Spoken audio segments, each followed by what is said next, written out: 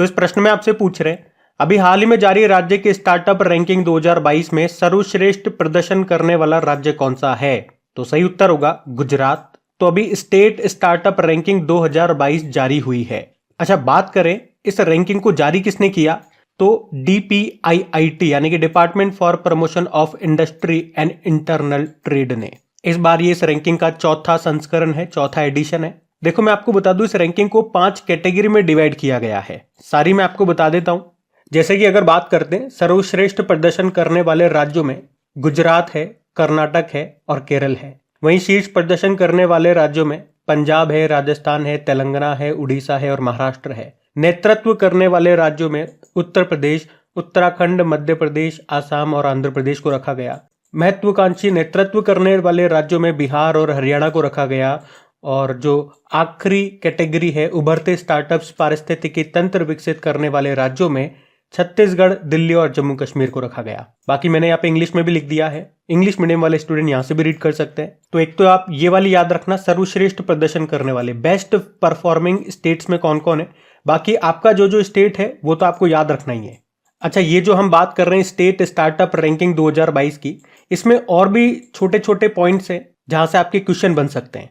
तो इस पे मैंने एक छोटा सा 4 मिनट का वीडियो बना दिया है, बिल्कुल शॉर्ट एंड स्वीट वीडियो है। वहां मैंने आपको बता दिया है किस किस तरह के और प्रश्न यहां से बन सकते हैं। वैसे तो अगर वो वीडियो आपने नहीं देखा तो वो जरूर देखना, क्योंकि जिस भी स्टूडेंट ने वो वीडियो देखा है उनको बहुत पसंद आया। और ज्यादा बड़ा भी नहीं, छोटा सा 3-4 मिनट का वीडियो।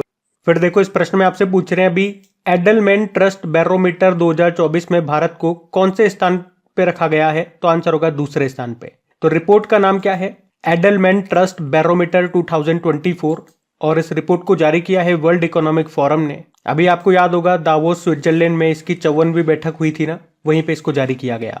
तो ये जो रैंकिंग है ये किस आधार पे तैयार की गई है, या ये रैंकिंग हमें क्या बताती है कि देश की जनता का सरकार और उस देश की मीडिया पर कितना भरोसा है, कितना विश्वास है? तो इस मामले में पहले स्थान पे चाइना को रखा गया है और दूसरे स्थान पे भारत को रखा गया है। वहीं सबसे कम विश्वास वाले देश की बात करें, जिसकी अपनी सरकार और मीडिया पर बहुत कम विश्वास है, कम भरोसा है, तो उस मामले में इंग्लैंड को रखा गया है। अगला प्रश्न क्या है कि अभी हाल ही में जारी ब्रांड फाइनेंस की 2023 रैंकिंग में भारत का सबसे मजबूत ब्रांड कौन सा है? तो आंसर होगा जियो। जियो, बिहार के लल्ला वाला जियो नहीं, रिलायंस जियो। तो ब्रांड फाइनेंस की ये नई रिपोर्ट आई है जिसका नाम है ग्लोबल 500 2024, जिसमें जियो को सबसे मजबूत भारतीय ब्रांड बताया गया है। इस रैंकिंग में जियो 17वें स्थान पर है, यानी कि वर्ल्ड की जो पूरी रैंकिंग है इसमें जियो 17वें स्थान पर है, लेकिन भारत में टॉप पर है। वही इस पूरी लिस्ट में टॉप पर कौन है? तो वी चैट टॉप पर है, दूसरे पे यूट्यूब है, तीसरे पे गूगल है। वहीं भारतीय ब्रांड में मैंने आपको बताया भारत में तो जियो टॉप पर है, इस वर्ल्ड रैंकिंग में जियो 17वें स्थान पर है। फिर LIC का नंबर आता है, ये इस वर्ल्ड रैंकिंग में 23वें स्थान पर है और SBI 24वें स्थान पर है। ये ध्यान रखना। अगला प्रश्न देखते हैं। फिर बताइए, अभी हाल ही में जारी रिपोर्ट के अनुसार सभी तरह के मवेशियों के दूध उत्पादन में विश्व में टॉप पर कौन सा देश है? तो आंसर होगा भारत। तो अभी पशुपालन और डेयरी मंत्रालय ने एक रिपोर्ट जारी की है। इसमें इन्होंने बताया कि सभी तरह के मवेशियों के दूध उत्पादन में भारत पूरे विश्व में टॉप पर है। मतलब जितने भी तरह के हमारे मवेशी हैं, जानवर हैं जिनसे हम दूध प्राप्त करते हैं, जैसे कि गाय हो गया, बकरी हो गया, भैंस हो गई, तो उस मामले में भारत टॉप पर है। मतलब विश्व में जितना भी दूध उत्पादन हो रहा है उनमें 24% भारत का योगदान है। एक तो ये डेटा याद रखना। और इसमें यह भी बताया गया कि पिछले 1 दशक में दूध के उत्पादन में भारत ने 57% बढ़त हासिल की है, ये भी ध्यान रखना। और इस रिपोर्ट में यह भी बताया गया कि भारत की अर्थव्यवस्था में डेयरी क्षेत्र का योगदान कितना है? लगभग 5% है। ये 3 डेटा मैंने आपको बताया, ये ध्यान रखना। और भारत इस मामले में टॉप पर है, ये तो आपको याद रहेगा। आप अच्छा, वैसे पशुपालन व डेयरी मंत्रालय के मंत्री कौन है? पुरुषोत्तम रुपाला है। चलो फिर अगला प्रश्न देखते हैं। फिर अगला प्रश्न पूछ रहे हैं कि फोर्ब्स के अनुसार गोल्ड रिजर्व के मामले में भारत कौन से स्थान पर है? तो आंसर होगा 9वें स्थान पे। तो अमेरिकी बिजनेस मैगजीन फोर्ब्स ने अभी गोल्ड रिजर्व के आधार पर दुनिया के देशों की लिस्ट जारी की है। इसके अनुसार अमेरिका के पास सबसे ज्यादा गोल्ड रिजर्व है। दूसरे नंबर पे जर्मनी, तीसरे पे इटली, और ये आप लिस्ट देख सकते हो, भारत 9वें स्थान पर है। बात कर लेते हैं थोड़ी सी कि अमेरिका के पास कितना गोल्ड रिजर्व बताया गया। 8133.46 टन और भारत के पास बताया गया 800.78 टन। ये ध्यान रखना। अगला प्रश्न देखते हैं। चलो फिर बताओ, अभी हाल ही में दुनिया का दूसरा सबसे मूल्यवान आईटी ब्रांड कौन सा बन गया है? तो आंसर होगा टीसीएस। तो ब्रांड फाइनेंस ने अभी ग्लोबल 500 आईटी सर्विसेज रैंकिंग 2024 को जारी किया है, जिसमें दुनिया में दूसरा सबसे मूल्यवान आईटी ब्रांड बन गया है टीसीएस। 2024 में टीसीएस की ब्रांड वैल्यू बताई गई है $19.2 बिलियन, जो कि 2023 में $17.2 बिलियन थी। अच्छा, ये अगर दुनिया का दूसरा सबसे मूल्यवान मोस्ट वैल्यूएबल आईटी ब्रांड बना है टीसीएस, तो दुनिया का पहला कौन है? तो एक्सेंचर है। ये दुनिया का सबसे मूल्यवान आईटी ब्रांड है। याद रखना, आईटी कंपनियों की हम बात कर रहे हैं। इसमें तीसरे नंबर पे है लिस्ट में इन्फोसिस और चौथे पे आईबीएम वगैरह है। मैं फिर से रिपीट कर रहा हूं, आईटी कंपनियों की हम यहाँ पे बात कर रहे हैं, क्योंकि लिस्ट का नाम ही क्या है? ग्लोबल 500 आईटी सर्विसेज रैंकिंग 2024, जिसको ब्रांड फाइनेंस ने जारी किया है। आपको याद होगा, अभी कुछ दिन पहले ही हमने पढ़ा था कि भारत की सबसे वैल्यूएबल सरकारी कंपनी कौन सी बन गई है। वहां पे भी हमने सरकारी कंपनियों की बात की थी, तो एलआईसी बन गई है। टीसीएस की बात करें तो स्थापना होती है 1968 में, मुंबई में मुख्यालय है। चेयरमैन कौन है? नटराजन चंद्रशेखरन। अच्छा, यहाँ पे मैं आपको थोड़ा सा और रिवीजन करवा देता हूँ। जो महारत्न कंपनियां हैं वो कितनी है, नवरत्न कंपनियां हैं वो कितनी है? तो महारत्न कंपनियां 13 हो चुकी है। 13वें नंबर की बनी थी ऑयल इंडिया लिमिटेड। उससे पहले 12वें नंबर की बनी थी आरईसी, यानी कि रूरल इलेक्ट्रिफिकेशन कॉर्पोरेशन। वहीं अगर नवरत्न कंपनियों में बात करें तो 16वीं बन चुकी है कौन सी? रिट्स, यानी कि rail India technical and economic service limited. उससे पहले 15वीं बनी थी इरकॉन, यानी कि इंडियन रेलवे कंस्ट्रक्शन लिमिटेड। तो ये भी आप ध्यान में रखना। अगला प्रश्न देखते हैं। फिर बताइए, अभी हाल ही में T20 इंटरनेशनल में सबसे ज्यादा शतक लगाने वाले खिलाड़ी कौन बन गए? तो आंसर होगा रोहित शर्मा। तो अभी बांग्लादेश में अफगानिस्तान के खिलाफ हुए T20 मुकाबले में रोहित शर्मा ने अपना 5वां T20 इंटरनेशनल शतक बनाया है। और इस तरह रोहित शर्मा ने ग्लेन मैक्सवेल और सूर्य कुमार यादव को पीछे कर दिया। दोनों के नाम 4-4 सेंचुरी है और रोहित ने लगा दी है 5वीं सेंचुरी। और इस तरह से T20 इंटरनेशनल में सबसे ज्यादा शतक लगाने वाले वो खिलाड़ी बन गए हैं। रोहित शर्मा ने अपना पहला शतक 2015 में साउथ अफ्रीका के खिलाफ लगाया था। और आपको याद होगा, तो अभी हमने पढ़ा भी था कि Rohit Sharma T20 international cricket के इतिहास में 150 मैच खेलने वाले पहले पुरुष खिलाड़ी बन गए हैं। तो वो डेटा भी याद रखना। अगला प्रश्न देखते हैं। चलो फिर बताओ, अभी हाल ही में भारत के नंबर 1 शतरंज खिलाड़ी कौन बन गए हैं? तो आंसर होगा आर प्रज्ञानानंद। आर प्रज्ञानानंद ये चेन्नई के हैं, तमिलनाडु चेन्नई से हैं। इनका पूरा नाम है रमेश बाबू प्रज्ञानानंद। और अभी नीदरलैंड में जो टाटा स्टील चेस टूर्नामेंट हुआ था, उसमें शतरंज के जो वर्ल्ड चैंपियन है डिंग लिरेन, ये चाइना के चेस प्लेयर है, वर्ल्ड चैंपियन है ये वर्तमान में। और अभी आर प्रज्ञानानंद ने इनको हरा दिया है। और इस तरह से आप कह सकते हो कि वर्ल्ड चैंपियन को हराने वाले ये दूसरे भारतीय चेस प्लेयर बन गए हैं विश्वनाथ आनंद के बाद। और इस तरह से अब वे भारत के नंबर 1 चेस प्लेयर बन गए हैं। मतलब चेस में क्या होता है, जब भी कोई आप टूर्नामेंट जीतते हो तो आपको पॉइंट्स दिए जाते हैं। तो इस तरह से सबसे ज्यादा इनके पॉइंट्स हो गए हैं, विश्वनाथ आनंद से भी ज्यादा पॉइंट्स हो गए। तो इसीलिए हमने कहा कि ये भारत के अब नंबर 1 चेस प्लेयर बन गए हैं। वहीं वर्ल्ड रैंकिंग में अगर बात करोगे तो वर्ल्ड रैंकिंग में ये 11वें नंबर पे आ गए हैं। ये मैंने आपके सामने रैंकिंग भी लगा दी है, आप देख सकते हो। 11वें नंबर पे आ चुके हैं आर प्रज्ञानानंद। और वैसे वर्ल्ड में नंबर 1 रैंकिंग पे कौन चल रहे? मैग्नस कार्लसन चल रहे हैं। ये नॉर्वे के चेस प्लेयर हैं। और इन्होंने अभी जिसको हराया था, मैंने आपको कहा था ना, वर्ल्ड चैंपियन को हरा दिया इन्होंने, वो डिंग लिरेन है, ये चीन के हैं। अच्छा, यहाँ चलो फिर बताओ, अभी हाल ही में चर्चा में रहे सुमित नागल का संबंध किस खेल से है? तो आंसर होगा टेनिस से है। अब ये प्रश्न मैं आपको क्यों करा रहा हूं, या यूं कहूं कि इनका नाम न्यूज में क्यों है, क्योंकि 35 सालों के बाद सुमित नागल ये ग्रैंड स्लैम में मेन सिंगल इवेंट में किसी वरीयता प्राप्त खिलाड़ी को हराने वाले पहले भारतीय बन गए। वरीयता प्राप्त मतलब एक अच्छी रैंक वाले खिलाड़ी को हराने वाले। क्योंकि अभी जो ऑस्ट्रेलियन ओपन ग्रैंड स्लैम चल रहे हैं उसमें वर्ल्ड रैंकिंग में एक 27वें नंबर के खिलाड़ी हैं। मतलब टेनिस की जो वर्ल्ड रैंकिंग है उसमें 27वें रैंक वाले एक खिलाड़ी हैं, उनको हरा दिया है सुमित नागल ने। क्या नाम है उन खिलाड़ी का और वो किस देश के हैं, ये आप जानना चाहो तो वो कजाकिस्तान के अलेक्जेंडर बुबली। वर्ल्ड रैंकिंग में सुमित नागल इनकी रैंक 137 है और अभी इन्होंने 27वीं रैंक वाले खिलाड़ी को हरा दिया, तो ये बहुत बड़ी बात है। और मैं आपको बता दूं उनसे पहले 1989 में रमेश कृष्णन ये ग्रैंड स्लैम में किसी अच्छी रैंक वाले खिलाड़ी को हराने वाले पहले भारतीय बने थे।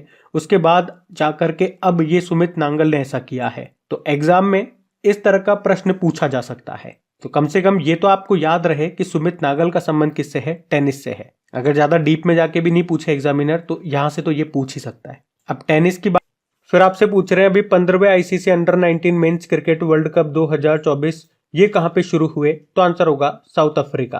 यहाँ पे हम बात कर रहे हैं ICC under 19 men's cricket world cup की 2024 में इसका ये 15वां संस्करण है। कहां पे हुआ? साउथ अफ्रीका में। 19 जनवरी को ये शुरू हुआ, 11 फरवरी तक ये चलेगा। इसमें 16 टीमें हिस्सा ले रही हैं। भारत की टीम भी है और भारतीय टीम के कप्तान कौन है? उदय सहारन। ये जो चैंपियनशिप है, ये जो वर्ल्ड कप है, ये हर 2 साल में होता है। लास्ट वाला जो 2022 में हुआ था वर्ल्ड कप, उसको भारत ने ही जीता था। भारत इसे टोटल 5 बार जीत चुका है। आप देखेंगे जब फरवरी में रिजल्ट आएंगे तो इस बार कौन जीत। चलो फिर बताओ, अभी हाल ही में किस राज्य ने महतारी वंदना योजना को शुरू किया? तो आंसर होगा छत्तीसगढ़ ने।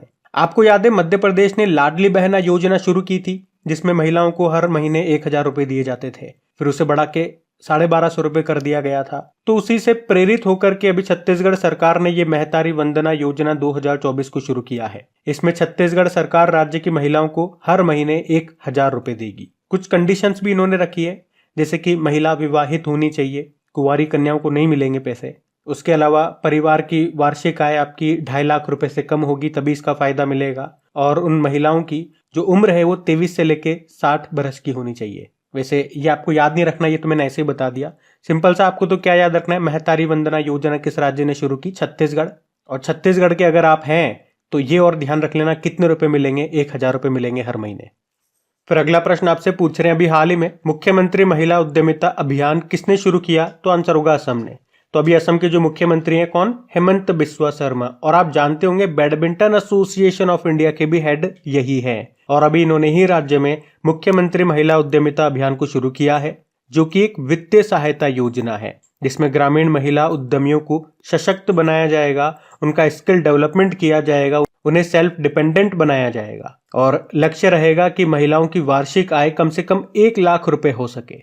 अच्छा, ये तो योजना का पार्ट हो गया, लेकिन इसी के साथ में मुख्यमंत्री साहब ने यह भी कह दिया कि इसमें एक कंडीशन भी होगी। जनरल और ओबीसी की जो महिलाएं हैं उनके 3 से ज्यादा बच्चे नहीं होने चाहिए, और एसटी एससी की जो महिलाएं हैं उनके 4 से ज्यादा बच्चे नहीं होने चाहिए। क्योंकि मुख्यमंत्री साहब ने कहा कि अगर इससे ज्यादा बच्चे आपके होंगे तो फिर आप क्या बिजनेस संभालेंगे, आप फिर बस बच्चे संभालिए। तो यह है मुख्यमंत्री महिला उद्यमिता अभियान। किस राज्य से है या किस राज्य ने शुरू किया? असम ने। चलो फिर बताओ, अभी हाल ही में संसद सदस्य स्थानीय क्षेत्र विकास योजना के प्रशासन के लिए कौन सा एप्लीकेशन लॉन्च किया गया? तो आंसर होगा ई साक्षी एप्लीकेशन। तो संसद सदस्य स्थानीय क्षेत्र विकास योजना, इसे इंग्लिश में बोलेंगे तो member of parliament local area development scheme. तो इसके प्रशासन के लिए, यानी कि इसे पेपरलेस करने के लिए अभी ई साक्षी एप्लीकेशन को लॉन्च किया गया। और इसे लॉन्च किया है ministry of static and programme implementation ने। मतलब पहले यहाँ पे कागजों पे काम होता था, अब ऑनलाइन यानी कि डिजिटली होगा। पेपरलेस का मतलब यही होता है। अच्छा, इसकी बात करें कि member of parliament local area development scheme ये कब शुरू हुई थी, इसकी स्थापना कब हुई थी? 1993 में।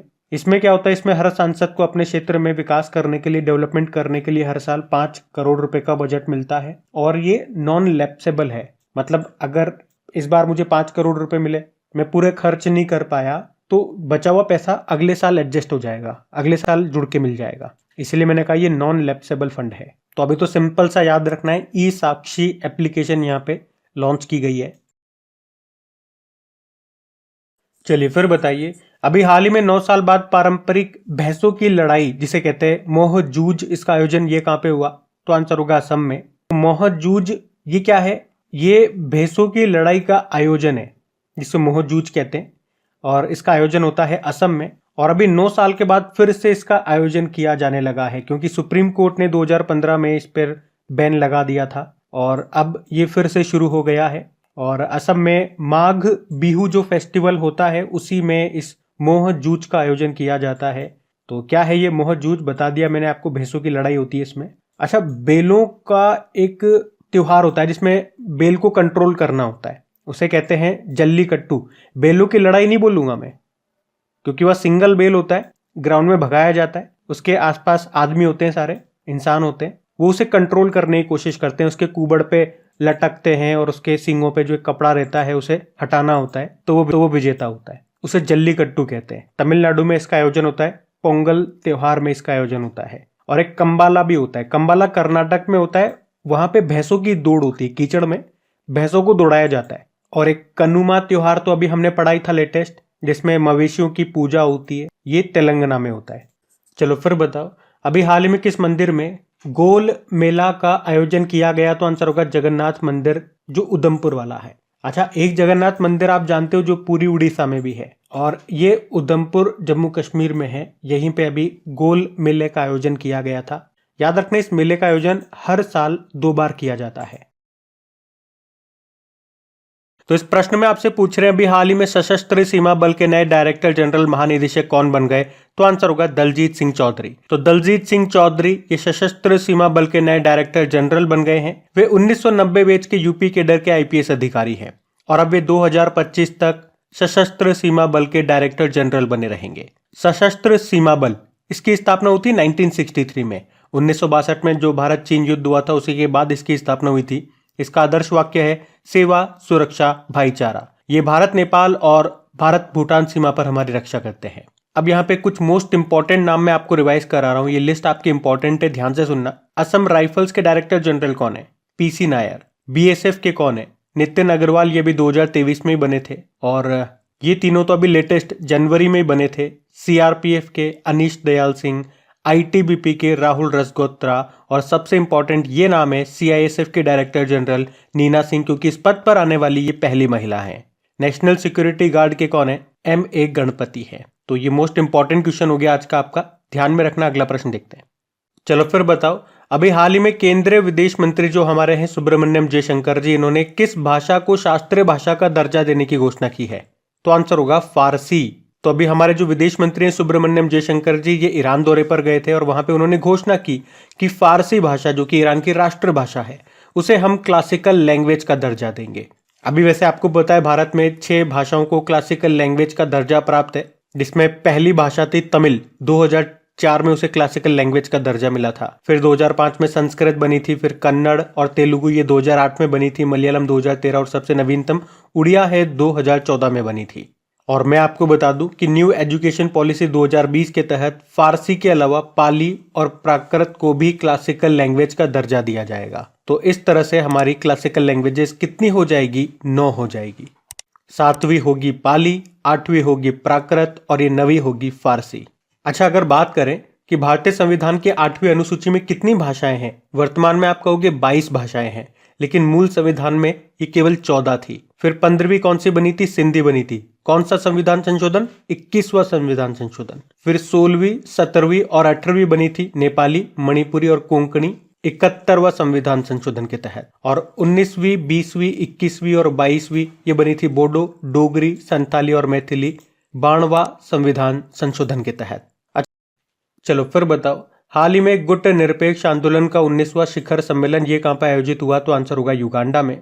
तो गुट निरपेक्ष आंदोलन यानी कि नॉन अलाइन मूवमेंट, इसका भी 19वां समिट, 19वां शिखर सम्मेलन ये 19 और 20 जनवरी 2024 को हुआ। कहां पे? युगांडा के कंपाला में। और भारत की तरफ से हमारे जो विदेश मंत्री है सुब्रमण्यम जयशंकर जी, उन्होंने इसमें भारत को रिप्रेजेंट किया, भारत का नेतृत्व किया।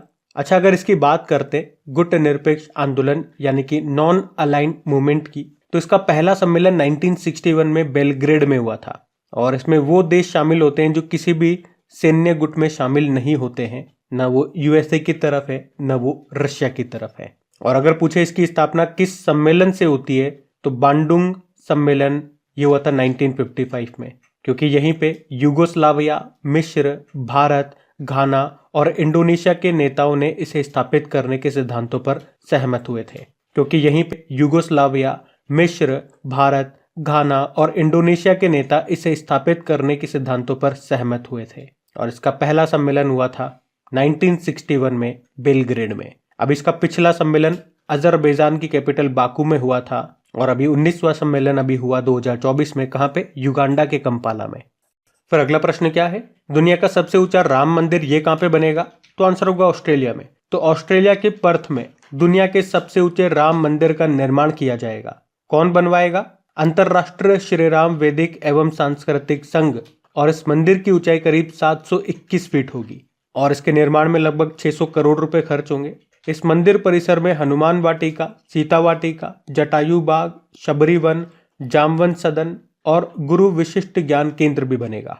अच्छा, अब यहाँ पे कुछ इंपॉर्टेंट मंदिर मैं आपको रिवाइज कराऊंगा जो अभी हाल ही में न्यूज में थे, लेकिन उससे पहले आपके मन में ये क्वेश्चन जरूर आ रहा होगा कि भारत में जो अयोध्या में राम मंदिर है उसकी ऊंचाई कितनी है? तो उसकी हाइट है 161 फुट। और उसके वास्तुकार कौन है ये भी नोट कर लो, ये भी इंपॉर्टेंट प्रश्न रहेगा फिर आपके लिए। चंद्रकांत भाई सोमपुर। और इस मंदिर को उन्होंने नागर शैली में डिजाइन किया है। चलो फिर बताओ, अभी हाल ही में चांद पर सफल लैंडिंग करने वाला 5वां देश कौन सा बन गया? तो आंसर होगा जापान। तो जापान की जो स्पेस एजेंसी है जाक्सा, अभी उन्होंने बताया कि उनका जो मून मिशन है स्नाइपर, अभी उसने सफल लैंडिंग कर ली है चांद पर। इसे 6 सितंबर 2023 को लॉन्च किया गया था और इस तरह से ये अमेरिका, रशिया, चीन और भारत के बाद चांद पर सफल लैंडिंग करने वाला 5वां देश बन गया है। और इसमें मून को एक्सप्लोर करने के लिए एक लैंडर भी है, उसका नाम है स्लिम, मतलब smart lander for investigating moon. तो जापान के इस मून मिशन स्नाइपर का उद्देश्य क्या है? चांद के शियोली क्रेटर की जांच करना। ये चांद के सी ऑफ नेक्टर हिस्से में है। वैज्ञानिकों का मानना है कि यहाँ पर मतलब चांद पर वोल्केनो फटा था, ज्वालामुखी विस्फोट हुआ था। तो यहाँ पर स्नाइपर जांच करेगा कि चांद कैसे बना था। और वैसे मैं आपको बता दूं, अभी मैं आपको चंद्रयान 3 के पॉइंट से रिवाइज कराऊंगा, लेकिन उससे पहले मैं आपको बता दूं कि अमेरिका ये एकमात्र ऐसा देश है जिसने इंसानों को चांद पर उतारा है। 1969 में अपोलो मून मिशन के द्वारा इसने वहां पे इंसानों को उतारा था। वैसे अभी अमेरिका एक बार फिर से तैयारी कर रहा है इंसानों को चांद पर भेजने की। उसके लिए कौन सा मिशन है? इसका आर्टेमिस मिशन है। वैसे अभी 2024 में इसको लॉन्च करने वाला था, लेकिन अभी इसकी डेट बढ़ा दी है। अब ये कह रहा है 2026 में लॉन्च करेंगे, लेकिन इंसान भेजेगा ये, इंसान चांद पे नहीं उतरेंगे, वहीं चक्कर लगा करके वापस आ जाएंगे। चलो फिर बताओ, हर साल 19 जनवरी को कोकबोरोक भाषा दिवस ये मनाया जाता है। ये भाषा किस राज्य की ऑफिशियल लैंग्वेज है, आधिकारिक भाषा है? तो आंसर होगा त्रिपुरा। तो कोकबोरोक ही त्रिपुरा राज्य की ऑफिशियल लैंग्वेज है और इसी के विकास का जश्न मनाने के लिए त्रिपुरा में हर साल 19 जनवरी को ये कोकबोरोक भाषा दिवस के रूप में मनाया जाता है। 2024 में 46 यानी कि 46वां कोकबोरोक भाषा दिवस मनाया गया। कोकबोरोक इसे त्रिपुरी या टिपरा कोक के नाम से भी जाना जाता है। अब आप कहोगे 19 जनवरी को ही हम ये दिन क्यों मनाते हैं? क्योंकि 19 जनवरी 1979 को कोकबोरोक को आधिकारिक तौर पर राज्य भाषा के रूप में मान्यता दी गई थी। तो इस प्रश्न में आपसे पूछ रहे हैं अभी हाल ही में फर्टिलाइजिंग द फ्यूचर नाम की बुक को किसने लिखा है? तो आंसर होगा डॉक्टर मनसुख मांडविया ने। बुक का नाम है फर्टिलाइजिंग द फ्यूचर और इसका जो हिंदी में संस्करण आया बुक का, उसका नाम है उर्वरक आत्मनिर्भरता की राह। और हमारे जो वाइस प्रेसिडेंट है जगदीप धनखड़ जी, उन्होंने इस बुक को लॉन्च किया है। और लिखा किसने है? हमारे जो केमिकल एंड फर्टिलाइजर मिनिस्टर है डॉक्टर मनसुख मांडविया ने। उन्होंने इस बुक में प्रधानमंत्री नरेंद्र मोदी के नेतृत्व में भारत को उर्वरक क्षेत्र में आत्मनिर्भर बनाने की यात्रा और अब तक हुए क्रांतिकारी परिवर्तनों के बारे में बताया है। अच्छा, फर्टिलाइजर से संबंधित 2 करंट अफेयर्स के प्रश्न मैं आपको याद दिलाऊं तो याद रखना, देश का पहला लिक्विड नैनो यूरिया प्लांट ये कहां पे खुला है? तो ये गुजरात के गांधीनगर के कल्लोल में खुला था, जबकि दूसरा खुल चुका है प्रयागराज में। और पूछे कि भारत का पहला कोल गैसिफाइड आधारित तलचर फर्टिलाइजर प्लांट ये कहां पे खुलेगा? तो ये उड़ीसा में खुलेगा। ये दोनों मोस्ट इंपॉर्टेंट प्रश्न हैं आपके। चलो फिर बताओ, अभी हाल ही में पक्के पागा हॉर्नबिल फेस्टिवल का आयोजन ये कहां पे किया गया? तो आंसर होगा अरुणाचल प्रदेश में। अच्छा, इसका आंसर नागालैंड मत करके आ जाना, क्योंकि आपको पता है नागालैंड में भी तो एक हॉर्नबिल फेस्टिवल होता है। हाँ, वहां पे हॉर्नबिल फेस्टिवल होता है, लेकिन यहाँ पे क्या पूछ रहे हैं? ध्यान से पढ़ो, पक्के पागा हॉर्नबिल फेस्टिवल। तो ये थोड़ा सा आपको ध्यान रखना है एग्जाम में। पक्के पागा हॉर्नबिल फेस्टिवल आएगा तो आंसर अरुणाचल प्रदेश, और केवल हॉर्नबिल फेस्टिवल पूछा जाएगा तो आंसर होगा नागालैंड। अभी इसका आयोजन हुआ 18 से लेकर 20 जनवरी 2024 तक। कहाँ पे हुआ? अरुणाचल प्रदेश के केसांग जिले के सेई जोसा में। और इस बार इसका नवा संस्करण है। ये फेस्टिवल हॉर्नबिल पक्षी के संरक्षण पर केंद्रित है और वहां की एक ट्राइबल है, एक जनजाति है जिसका नाम है नीशी। तो नीशी जनजाति के लोगों के द्वारा इस फेस्टिवल को मनाया जाता है। अच्छा, आपके मन में ये प्रश्न भी आ रहा होगा कि ये जो हॉर्नबिल पक्षी है ये किस राज्य का स्टेट बर्ड होता है, राज्य के पक्षी होता है? तो ये 2 राज्यों का है, एक तो अरुणाचल प्रदेश का है और केरल का है। अच्छा, एक और डाउट मैं आपका यहाँ पे दूर कर दूं कि नागालैंड वैसे तो जरूर मनाता है ये हॉर्नबिल फेस्टिवल, लेकिन उसका स्टेट बर्ड नहीं है हॉर्नबिल, ये याद रखना। तो फिर नागालैंड का स्टेट बर्ड क्या है? तो आंसर होगा ट्रेगोपैन। ये भी थोड़ा सा ध्यान रखना। अब चलो फिर बताओ, अभी हाल ही में किसने अगले 5 सालों के लिए आईपीएल का टाइटल स्पॉन्सरशिप हासिल कर लिया? तो आंसर होगा टाटा ने।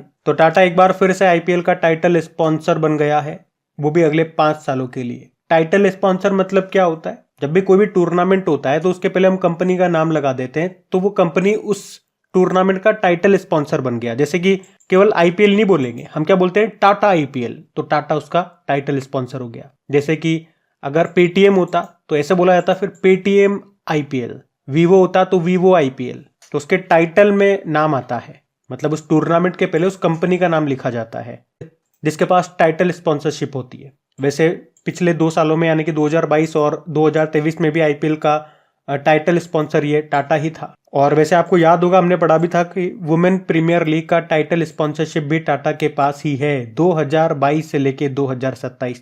चलो फिर बताओ, अभी हाल ही में मछली उत्पादन को बढ़ावा देने के लिए कृत्रिम चट्टान परियोजना का उद्घाटन कहां पे किया गया? तो आंसर होगा केरल में। तो अभी मछली उत्पादन को बढ़ावा देने के लिए अभी केंद्रीय मत्स्य पालन मंत्री जो है हमारे कौन? पुरुषोत्तम रुपाला जी। उन्होंने केरल के विझिंगजम में ये कृत्रिम चट्टान परियोजना की शुरुआत की है। मतलब यहां पर हम आर्टिफिशियली चट्टानों को पानी के अंदर डालेंगे, स्थापित करेंगे इस तरह से, जैसे कि आप फोटो में देख पा रहे हो। जिससे क्या होगा? मछलियां इसके अंदर आएगी, अपना घर बनाएगी, यहाँ पे प्रजनन करेगी, उनकी संख्या बढ़ेगी। तो इससे फायदा अल्टीमेटली किसको होगा? मछुआरों को होगा। यही इसका मुख्य उद्देश्य है। अच्छा, यूं बताओ, अभी मछली से एक प्रश्न याद आएगा, अभी गुजरात की स्टेट फिश बनी थी, कौन सी? तो आंसर होगा घोल फिश, जिसे गोल्ड फिश भी कहते हैं। और चट्टानों से भी 2-3 प्रश्न बन सकते हैं आपके, जैसे कि एक तो ये बन जाएगा कि चट्टानों के अध्ययन को स्टडी ऑफ रॉक्स क्या कहा जाता है? तो पेट्रोलॉजी कहा जाता है। और स्टडी ऑफ सॉइल उसे कहते हैं पेडोलॉजी। अच्छा, यूं बताओ, ज्वालामुखी क्रिया से कौन सी चट्टान का निर्माण होता है? तो आग्नेय चट्टान, जिसे आप प्राथमिक चट्टान भी कहते हो, यानी कि प्राइमरी रॉक्स। इसके कुछ उदाहरण हैं, जैसे कि ग्रेनाइट हो गया, बेसाल्ट चट्टानें हो गई। और बेसाल्ट से भी एक प्रश्न बन जाएगा कि बेसाल्ट चट्टानों के टूटने से कौन सी मृदा बनती है? तो आंसर होगा काली मृदा। और साउथ इंडिया में इसे रेगुर के नाम से जानते हो, जो कि कपास की खेती के लिए बहुत इंपॉर्टेंट होती है। और परतदार चट्टान ये कौन सी है? इसे अवसादी चट्टानें कहते हैं, सेडिमेंट रॉक्स कहते हैं।